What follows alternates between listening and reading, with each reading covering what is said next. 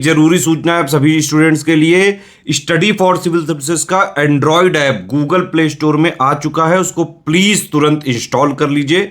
और अगर आप स्टडी फॉर सिविल सर्विसेज के सिर्फ ऐप से कोई भी कोर्स, कोई भी पीडीएफ परचेस करते हैं तो उसमें अप्लाई कूपन, अगर आप ज्ञान सर जो है आप उसमें अप्लाई करते हैं, ये कूपन कोड है, तो उसमें 20% फीस तुरंत माफ हो जाएगी। मतलब 20% डिस्काउंट तुरंत उसमें लग जाएगा। ज्ञान सर लिखना है, नॉर्मली ज्ञान सर, स्मॉल लेटर में है सब कुछ, कोई स्पेस नहीं, कोई कॉलम नहीं, सिर्फ ज्ञान सर, GYANSIR। इस तरह से अगर कूपन कोड लगाते हैं आप ऐप में बाई करने से पहले, जो अप्लाई कूपन वाले में आता है, तो 20% का डिस्काउंट तुरंत मिलेगा। वीडियो देखिए। Hello friends, welcome back to our YouTube channel CSET preparation. उम्मीद है कि आप स्वस्थ होंगे और बेहतर पढ़ाई कर रहे होंगे। आज की इस क्लास में हम लोग यूपी PCS प्री 2024 के लिए टॉप 500 क्वेश्चन के डे 5 का डिस्कशन करेंगे। इस वीडियो में हम लोग इंटरपर्सनल स्किल के क्वेश्चन 81 से लेकर 100 तक का डिस्कशन करेंगे। तो देखिए, यहाँ पर आज की क्लास का पहला प्रश्न दिया है, जटिल समस्याओं की स्थिति में समूह निष्पादन उच्चतर होते हैं। In case of complex problem group performance is higher इन।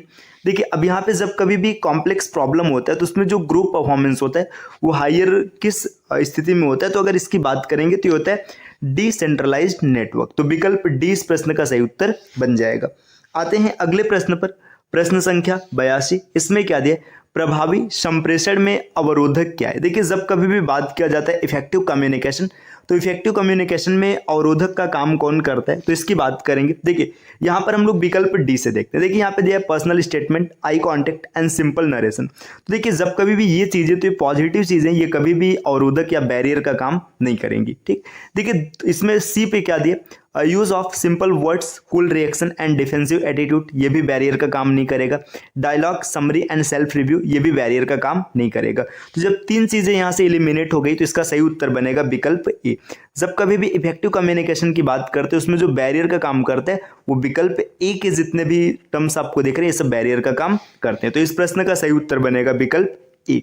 आते हैं अगले प्रश्न पर। अगला प्रश्न यहाँ पर क्या दिया है, एक ऐसा सामूहिक प्रयास जो वैकल्पिक विचार उत्पन्न कर एक प्रबंधक को समस्या का समाधान करने में सहायता करता है कहलाता है। देखिए, यहाँ पर क्या बताया जा रहा है कि एक सामूहिक प्रयास है जो क्या कर रहा है कि एक प्रबंधक को समस्या का समाधान करने के में सहायता करता है। तो उसको हम लोग क्या कहेंगे, देखिए डेल्फी तकनीक ये नहीं हो सकता है ना, ढर्रे से अलग चिंतन ये भी नहीं होगा, नामिक समूह तकनीकी ये भी नहीं होगा, तो बुद्धियोत्तेजक जिसको कि इंग्लिश में ब्रेन स्टॉर्मिंग नाम दिया जाता है, इस प्रश्न का सही उत्तर विकल्प सी बन जाएगा। आते हैं अगले प्रश्न पर, प्रश्न संख्या 4 या मतलब 84 है, तो आज की क्लास का चौथा प्रश्न है।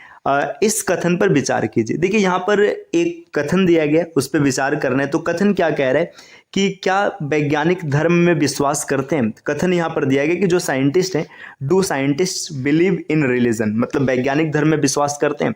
तो इसका जो तर्क दिया है, तो पहला तर्क यहाँ पे क्या दिया है, हाँ, क्योंकि विज्ञान एक व्यवसाय है जो आस्था के रास्ते में नहीं आता। तो बिल्कुल सही है, विज्ञान एक व्यवसाय है और ये आस्था के रास्ते में विशेषकर नहीं आता है। फिर आगे दिया नहीं, क्योंकि तर्क एवं आस्था दोनों एक साथ नहीं आते। तो ये गलत हो जाएगा, इस प्रश्न का सही उत्तर बनेगा केवल एक। बढ़ते हैं अगले प्रश्न की ओर, प्रश्न संख्या 85। देखिए, यहाँ पर क्या दिया, यहाँ पर दिया है कि जन प्रवाह जो ग्रेप वाइन होता है कि निम्नलिखित में से कौन सी विशेषता नहीं है। तो ग्रेप वाइन की कौन सी विशेषता नहीं है इसकी बात करेंगे। इसमें पहला पॉइंट दिया, इसमें किसी भी दिशा में जाने की छूट होती है। तो ये बिल्कुल सही है, इसकी विशेषता है, ग्रेप वाइन में किसी भी दिशा में जाने की छूट होती है।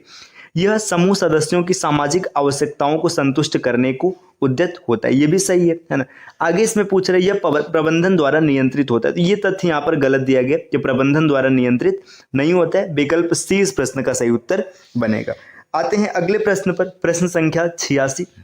यहाँ पर क्या दिया गया, जब एक निष्क्रिय प्रायः अव्यक्त और या व्यक्त रूप से एक संभाव्यता कथन के रूप में अभिव्यक्त किया जाता है तो वह संदर्भित करता है। देखिए, यहाँ पे इसका इंग्लिश दिया गया प्रश्न संख्या 86 का, when a conclusion is usually expressed implicitly और explicitly in terms of the probabilistic statement it refers to. तो यहाँ पर बात करेंगे किसको रेफर करता है। तो देखिए, इसका जो बिल्कुल सही उत्तर हो जाएगा उपयुक्त में से कोई नहीं, इसमें से ये किसी को भी रेफर नहीं करता है। अगले प्रश्न पर आते हैं, प्रश्न संख्या 87 में क्या दिया, देखिए प्रश्न संख्या 87 में यहाँ पे डिस्कस किया जा रहा है, जब कोई व्यक्ति किसी निर्णय के वांछित लक्ष्य के बारे में काफी कम जानता हो और जब निर्णय के विकल्प अस्पष्ट हो तो ऐसी परिस्थिति कहलाती। देखिए यहाँ पर निर्णय का जो वांछित तथ्य है इसके बारे में भी आपको विशेष जानकारी नहीं या किसी भी व्यक्ति को जानकारी नहीं है, और निर्णय के विकल्प भी क्या है, अस्पष्ट है। तो ऐसी दशा को हम लोग क्या कहेंगे, ऐसी दशा को कहा जाएगा अनिश्चित। कोई भी चीजें निश्चित नहीं है, अनसर्टेन। विकल्प 20 प्रश्न का सही उत्तर बनेगा। बढ़ते हैं अगले प्रश्न की ओर। अगला प्रश्न यहाँ पर क्या है, अगला प्रश्न दिया गया निम्नलिखित में से कौन समूह निर्णय लेने की विशेषता नहीं है। मतलब कौन सा ऐसा ग्रुप है जो निर्णय लेने की विशेषता नहीं है। देखिए सदस्य विचारों की वर्धित विधिता प्रस्तुत करते। देखिए यहाँ पे बोला जा रहा है कि वर्धित विधिता प्रस्तुत कर रहे हैं। आगे है सदस्य समाधान की वर्धित स्वीकृति की ओर ले जाते। देखिए यहाँ पे निर्णय की विशेषता नहीं, आप स्वीकृति की ओर जा रहे हैं तो ये विशेषता हो जाएगा, है ना। सदस्य कार्यकुशल होते हैं, ये भी विशेषता होगा। सदस्य प्रभावकारी होते हैं तो ये भी विशेषता होगा। तो इस प्रश्न का सही उत्तर बनेगा विकल्प ए। अगले प्रश्न पर बढ़ते हैं। प्रश्न संख्या 89 में क्या दिया गया, निर्णय लेने में निर्णायक कथनों को माना जाता है। अब देखिए यहाँ पे बोला जा रहा है कि जो निर्णय लेना है तो इसमें निर्णायक कथनों को जाना जाता है या फिर माना जाता है, तो ये अंतः प्रज्ञा के रूप में। तो इसका सही उत्तर बनेगा विकल्प बी। आते हैं अगले प्रश्न पर। प्रश्न संख्या 90 में यहाँ पर क्या दिया, हमारे बहुत से निर्णय परिस्थिति के अप्रासंगिक पक्षों, यहाँ पर कुछ उदाहरण दिया है, से प्रभावित होते हैं, यह गोचर कहलाता है। देखिए हमारे बहुत से निर्णय ऐसे हैं कि जो परिस्थिति के अप्रासंगिक पक्षों से प्रभावित होते हैं, तो ऐसे गोचर को कहा जाता है वैयक्तिक पुष्टिकरण के रूप में। मतलब ये इस रूप में देखा जाता है, पर्सनल वेरिफिकेशन के संदर्भ में। चलिए आते हैं अगले प्रश्न पर। प्रश्न संख्या देखिए 91 के प्रश्न को हम लोग देखेंगे। देखिए प्रश्न संख्या 91, इसमें क्या दिया है देखिएगा, यहाँ पर ये टर्म दिया गया कि XYZ कंपनी के प्रबंधक निदेशन श्री वसु ने 5 व्यक्तियों असित, वरुण, चंद्रा, डैनी और इशिता से नई परियोजना में उनकी अभिरुचि के संबंध में पूछा, उन्हें उत्तर मिला। देखिए यहाँ पे एक निदेशक है, मतलब प्रबंधक निदेशन है, इन्होंने 5 अलग अलग व्यक्तियों से पूछा तो उन्हें क्या उत्तर मिलता है। असित कहता है हम में से किसी को भी रुचि नहीं है। देखिए असित ने क्या बोला कि हम में से किसी को रुचि नहीं है, जबकि वरुण क्या कहता है हम में से 1 की रुचि है। चंद्रा कहता है कि हम में से 2 की रुचि है। वहीं पर डैनी कहता है हम में से 3 की रुचि है और इशिता कहती है हम में से 4 की रुचि है। अब देखिए आगे क्या इसका टर्म दिया गया, अपने अनुभव के आधार पर श्री बसु जानते हैं कि जिनकी रुचि है वही केवल सत्य बोलते हैं, अन्य झूठ बोलते हैं। नई परियोजना में कितनों की रुचि, देखिए यहाँ पे वो ये जानते हैं कि जितने लोगों की रुचि है वही सत्य बोलेंगे, बाकी सब झूठ बोलेंगे।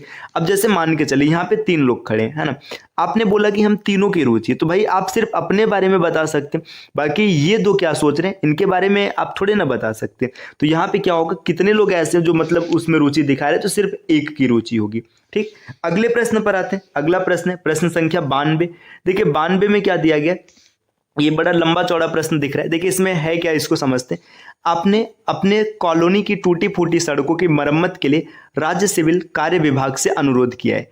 इन सड़कों को अभी तक मरम्मत नहीं की गई है। आपके द्वारा दायर किए गए RTI आवेदन पत्र के उत्तर में अधिकारी के रिकॉर्डों में दिखाया गया है कि मरम्मत की गई है और इसके लिए ठेकेदार को भुगतान भी कर दिया गया। आपने अधिशासी अभियंता से मिलने का प्रयास किया, किंतु वह किसी न किसी बहाने आपसे मिलने से कतराता रहा। इस बीच ठेकेदार ने आपसे संपर्क किया और आपको धमकी दी कि यदि आपने आगे कोई कार्यवाही की तो उसके भयंकर परिणाम होंगे। उसने आश्वासन दिया कि यदि आप खामोश रहे तो आपके घर के आसपास और उससे जुड़ी सड़क की मरम्मत कर दी जाएगी।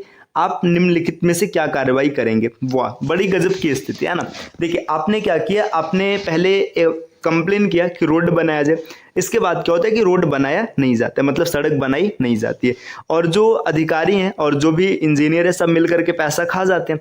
अब खाने के बाद क्या होता है कि आप जब RTI दायर करते हैं तो आपको पता चलता है कि वहाँ पे ये दिखाया गया कि रोड बन चुका है ना। उसके बाद जब आप इंजीनियर या फिर जो भी उसमें कर्मचारी थे उनसे मिलने का प्रयास करते हैं तो आपको धमकी मिलती है कि भैया अगर आप नहीं मिलेंगे, मतलब अगर आप आगे बढ़ेंगे तो आपकी कहानी खत्म कर दी जाएगी और मतलब परिणाम बड़े भयंकर भयंकर होंगे, और अगर आप शांत रहते तो इसका थोड़ा बहुत आपको इनाम मिल जाएगा। वर्तमान में यही चल रहा है। तो ऐसी स्थिति में आप क्या करेंगे, है ना, शांत बैठने में ही भलाई है ना भाई, क्या करेंगे, वो लोग दबंग आदमी होंगे। लेकिन यहाँ पर आपको प्रश्न के अनुसार नैतिक तरीके से उत्तर देना है।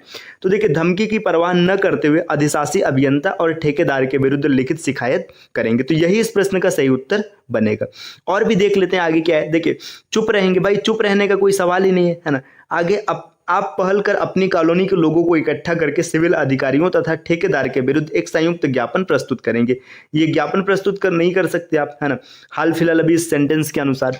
आगे है, अपना आवास एक बेहतर कॉलोनी में स्थानांतरित करने की सोचेंगे। भाई ये भी गलत हो जाएगा। तो इसका जो सबसे सटीक उत्तर बनेगा कि आप धमकी की परवाह नहीं करेंगे। जो अभियंता है, मतलब जो इंजीनियर है, और साथ में जो ठेकेदार है, उसके विरुद्ध कार्रवाई करेंगे। चलिए आते हैं अगले प्रश्न पर, प्रश्न संख्या 93। देखिए यहाँ पर क्या दिया गया, देखिए प्रश्न संख्या 93 में यह दिया गया, प्राप्त किए गए संदेश में कोई विचलनशीलता जिसका पूर्व कथन स्रोत पर नहीं किया जाता था गुणारोपित की जाती है। देखिए यहाँ पे बोला जा रहा है कि कोई भी एक संदेश प्राप्त किया गया जिसकी विचलनशीलता पूर्व कथन स्रोत पर नहीं किया जा सकता था, उसे क्या कहते हैं। तो यहाँ पे ये भ्रम पर बनेगा इसका सही उत्तर। तो मिसअंडरस्टैंडिंग इसका सही उत्तर हो जाएगा। चलिए आते हैं अगले प्रश्न पर, प्रश्न संख्या 94। प्रश्न संख्या 94 में ये कहा जा रहा है कि सूची एक को, सूची मतलब एक ही या एक कहिए, सूची एक को सूची 2 के साथ आपको मिलाना है। तो देखिए, सूची 1 को 2 के साथ जब मिलाने के लिए हम देखेंगे तो यहाँ पे पहला दिया है, देखिए शाब्दिक, यहाँ पे दिया है सामाजिक सांस्कृतिक कारक, लिखित भाषा प्रवाहिता, संकेत, अर्थनिहित अंतनिहित अर्थ और दैहिक हाव भाव में संज्ञानात्मक दक्षता है। तो देखिए इसमें जब आप मिलाएंगे तो यहाँ पे जो ए है शाब्दिक सामाजिक सांस्कृतिक कारक, ये एक के साथ ए मिलेगा, मतलब ए के साथ एक मिलेगा। तो सिर्फ एक विकल्प ऐसा दिख रहा है जिसमें ए के साथ एक मिला हुआ है। तो इस प्रश्न का सही उत्तर होगा विकल्प सी। चलिए अब आते हैं अगले प्रश्न पर। अगला प्रश्न क्या है, प्रश्न संख्या 95। इसमें दिया है, निम्नलिखित में से कौन समीचीन क्रम है। तो इंग्लिश है इसका, विच of the following is a proper order, है ना। अब कौन है ऐसा जो प्रॉपर ऑर्डर में व्यवस्थित है। तो देखिए इसमें दिया है सुनना, सोचना, विश्वास करना, कार्य करना। तो इसमें सबसे पहले क्या होगा, देखिए जिस चीज पर आपको ट्रस्ट होगा, जिस चीज पर आपको भरोसा होगा, आप उसी को सुनेंगे। जिसके ऊपर भरोसा नहीं रहेगा आप उसे सुनेंगे ही नहीं, है ना। तो सबसे पहले क्या आएगा, सबसे पहले आएगा ट्रस्ट, किसी के ऊपर भरोसा होगा। जब भरोसा होगा तब आप उसे क्या करेंगे, आप उसे सुनेंगे। सुनेंगे मतलब लिसन, है ना। सबसे पहले आपको भरोसा होगा तब आप उस आदमी की सुनेंगे। सुनने के बाद क्या करेंगे, आप खुद से विचार करेंगे, थिंक करेंगे। अगर आपको अच्छा लगा तब आप उस पर काम करेंगे, अन्यथा काम नहीं करेंगे। तो जो सही क्रम है, सही क्रम क्या होगा, सबसे पहले आपको ट्रस्ट होगा, भरोसा होगा, फिर आप उसे सुनेंगे, सुनने के बाद विचार करेंगे, और विचार करने के बाद आप काम करेंगे। तो इसका जो सही उत्तर होगा trust, listen, think and work. विकल्प 20 प्रश्न का सही उत्तर बन जाएगा। अब आते हैं अगले प्रश्न पर, प्रश्न संख्या 96। देखिए 96 में क्या दिया गया, प्रश्न संख्या 96 में यहाँ पर वर्णन किया जा रहा है, निम्नांकित में से तरकड़ा का अंतिम सोपान है। देखिए तरकड़ा मतलब यहाँ पे जो रीजनिंग होता है, रीजनिंग का अंतिम सोपान क्या होता है। तो इसका जो अंतिम सोपान होता है ये होता है तैयारी करना, मतलब विकल्प डी इस प्रश्न का सही उत्तर हो जाएगा। चलिए आते हैं अगले प्रश्न पर, प्रश्न संख्या 97 में भी क्या दिया गया, निम्नलिखित में से कौन सा कौशल किसी के साथ मित्रता को बनाए रखने में सहायक होता है। अब आपसे पूछा जा रहा है कि कौन सा ऐसा स्किल है जो किसी के साथ मित्रता बनाए रखने के लिए आवश्यक है। चीजें उधार लेना, भाई उधार लेना यहाँ पे मित्रता बनाए रखने के लिए आवश्यक नहीं है ना। शक्ति अभिप्रेरणा ये भी आवश्यक नहीं, पार्टी में प्रसन्न रहना ये भी नहीं, स्वैच्छिक रूप से आवश्यकता पड़ने पर सहायता करना, यही मित्रता बनाए रखने के लिए आवश्यक तत्व है। चलिए आते हैं अगले प्रश्न पर, प्रश्न संख्या 98। यहाँ पर दिया आमने सामने के संप्रेषण का संदर्भ होता है। देखिए जो आमने सामने के का संप्रेषण है, इसका कॉन्टेक्स्ट क्या होता है, यहाँ पे इंग्लिश दिया context of face to face communication is. तो देखिए जो फेस टू फेस कम्युनिकेशन होता है इसका कॉन्टेक्स्ट होता है समकालिक, मतलब सिंक्रोनस। तो विकल्प 20 प्रश्न का सही उत्तर बनेगा। अब बढ़ते हैं अगले प्रश्न की ओर, प्रश्न संख्या 99। इसमें दिया है संगठनात्मक संप्रेषण में निम्नलिखित में से कौन सा अंतरवैयक्तिक अवरोध नहीं है। देखिए यहाँ पर ये बोला जा रहा है which of the following is not an interpersonal barrier in organisational communication. देखिए यहाँ पे ऑर्गेनाइजेशनल कम्युनिकेशन है तो इसमें बैरियर का काम कौन नहीं करेगा। देखिए प्रजाति केंद्रिता ये बैरियर का काम करेगा, अर्थात्मकता ये भी बैरियर का काम करेगा, और छवि प्रबंधन ये भी बैरियर का काम करेगा। तो कौन नहीं करेगा? अनुग्रहण। विकल्प सी इस प्रश्न का बिल्कुल सही उत्तर बनेगा। अगले प्रश्न पर आते हैं, प्रश्न संख्या 100। इसमें दिया है संप्रेषण निष्कपटता का उच्चतम अंश पाया जाता है। देखिए highest degree of communication openness is found in, तो ये मेटा संप्रेषण में होता है। विकल्प 20 प्रश्न का सही उत्तर होगा। इस प्रकार की क्लासेस आपको निरंतर मिलती रहेगी। इसके लिए आपको CSAT प्रिपरेशन के इस YouTube चैनल को सब्सक्राइब करना है, और अगर आप इसी प्रकार कंप्लीट तैयारी करना चाहते हैं PCS की, तो यहाँ पर दिए गए टीम के नंबर से आप संपर्क करके पेड कोर्स से जुड़ने की प्रक्रिया समझ सकते हैं। बाकी ये ज्ञान सर का व्हाट्सएप नंबर है, आप यहाँ से व्हाट्सएप के माध्यम से भी जानकारी प्राप्त कर सकते हैं। मिलते हैं आपसे नेक्स्ट वीडियो में कुछ नए इन्फॉर्मेशन के साथ, तब तक के लिए धन्यवाद।